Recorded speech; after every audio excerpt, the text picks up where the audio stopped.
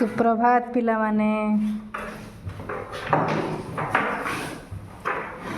आज गोटे गपटे शुणा है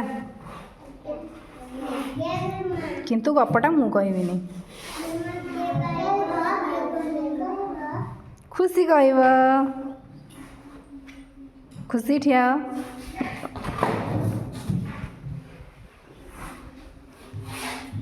गप कह गप आसची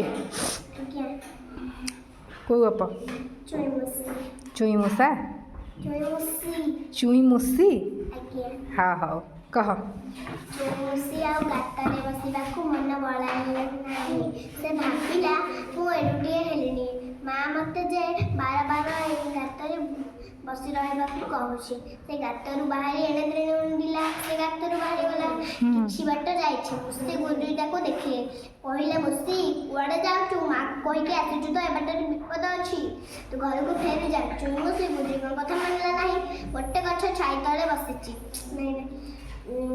ଆଉ କିଛି ବାଟ ଆଗକୁ ଯାଇ ଗୋଟେ ବୋର୍ଡରେ ଲେଖା ହେଇଛି ସାବନ, ସେଠି ଗୋଟେ ବିଲେଇର ଚିତ୍ର ଅଛି। ବିଲେଇ ଗୋଟେ ମୂଷାମାନଙ୍କୁ ମାରି ଖାଇ ପକାଏ। ସେ ଭାବିଲା, ଓହୋ ଏ ରାସ୍ତାରେ ଯିବାକୁ ବି ମନା, ଗୋଟେ ଗଛ ଛାଇ ତଳେ ବସିଛି। ପାଟା ଖଡ଼ ଖଡ଼ ଶୁଭିଲା। ଦେଖିଲା ଗଛ ଉପରେ ଗୋଟେ କଳା ଭୁଆଁଟିଏ ତା ଆଡ଼କୁ ଅନେଇଛି। ବିଲେଇ କେବେ ଦେଖିନଥିଲା। ଆଖି ତାର ନିଆମରେ ଜଳୁଥିଲା। ବିଲେଇ କହିଲା, ତୁ ଭାରି ସାଜ, ଏବେ ତତେ ଖାଇବୁ। ଚୁଇ ମୁସି ଭାବିଲା ଗୁରୁଡ଼ି ଠିକ୍ କହୁଥିଲେ, ମା ବି ଠିକ୍ କହୁଥିଲା। ରାସ୍ତାର ସୂଚନା ଫଳଟି ବି ଠିକ୍ ସୂଚନା ଦେଇଥିଲା। କାହିଁକି ଏତେ ଆକଟ, କାହିଁକି ସେ ଏତେ ଆକଟ, ଏବେ କରିବ କ'ଣ? ଚୁଇ ମୁସି ସାହସ କରି ବସି ରହିଲା। କଳାଭୁଆ କହିଲା, ତୁ ଭାରି ସାହସ, ଏବେ ତୋତେ ଖାଇବି। ମନେ ପଡ଼ିଲା ଗୁରୁଜୀଙ୍କ କଥା।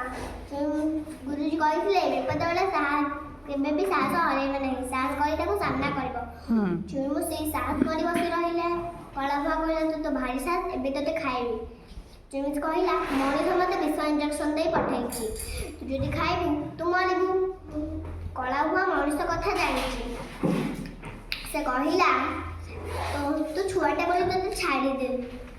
ଏତିକି କହି ସେ ଗଛ ଉପରେ ଲୁଚିଗଲା। ଚୁଇ ମୁସି ଘରକୁ ଫେରି ଆଉ ସବୁ ବାକି ଚୁଇ ମୁସିମାନଙ୍କୁ କହିଲା, ମା ଗୁରୁଜୀ ଆଉ ରାସ୍ତାର ସୂଚନା ଫଳଟିକୁ ମାନିବ।